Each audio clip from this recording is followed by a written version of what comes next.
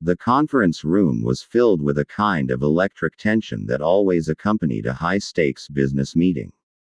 Men and women in sharp suits sat around the long polished oak table, whispering, tapping on laptops, or scrolling through tablets. At the head of the table sat Jonathan Pierce, a self-made billionaire and the CEO of Pierce Industries. Known for his ruthless business sense and cutting words, Jonathan had built an empire, but left a trail of broken egos behind him.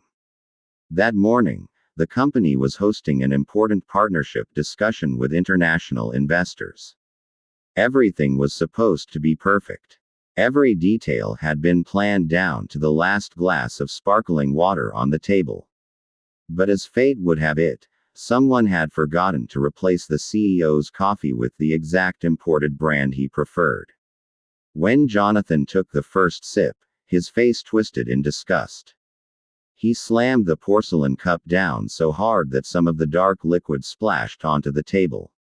"Who brought me this?" His voice cut through the room like a whip. A nervous young assistant glanced toward the back, where a woman in a simple uniform was quietly collecting used cups and tidying the corner of the room. She was a maid. A cleaning staff member, dark-skinned, with eyes that seemed far too gentle for a place so sharp-edged.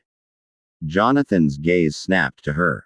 Did you bring me this?" The room fell silent. The maid froze, the tray in her hands trembling slightly.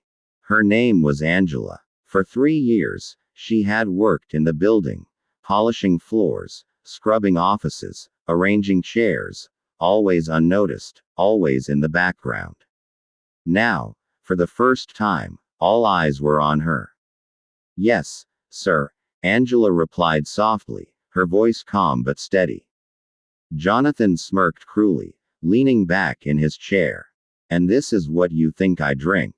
Do you know what this mistake could cost me? Billions. Investors don't come here to see incompetence." He waved dismissively at her. "You people only know how to clean floors and serve coffee, yet somehow even that's too difficult." Gasps whispered around the room. The humiliation was raw, public, and cruel. A few executives exchanged uncomfortable glances, while others looked down, unwilling to intervene. Angela's cheeks burned, but she did not bow her head. She placed the tray on the side table, straightened her back, and met Jonathan's piercing eyes.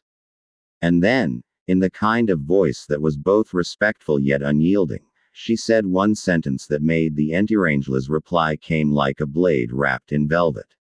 "Sir," she said, her eyes never flinching, "I may serve coffee, but respect is something money can't buy, and power can't command." The silence that followed was deafening. For a long moment, the hum of the air conditioner was the only sound in the room. Every executive, every investor, every assistant sat motionless, staring at the maid who had just dared to speak truth to a billionaire CEO. Jonathan's smirk faltered. His hand, still gripping the edge of the table, loosened slowly.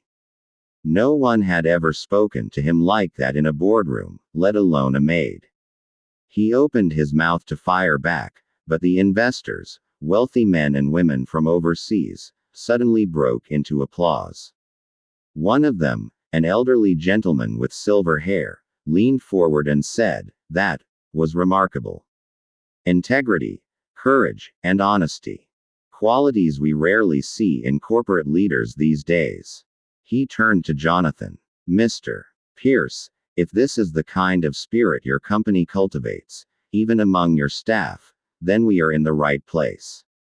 Angela blinked, surprised. She hadn't spoken to impress anyone, only to defend her dignity.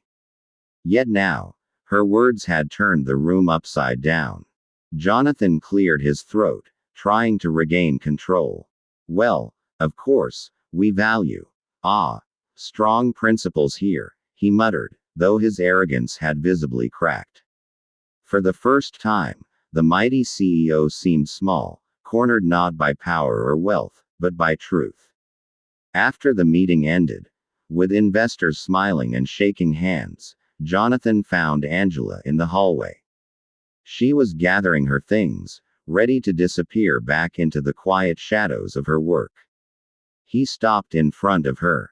For a long moment, he didn't speak, as though struggling with words he had never used before.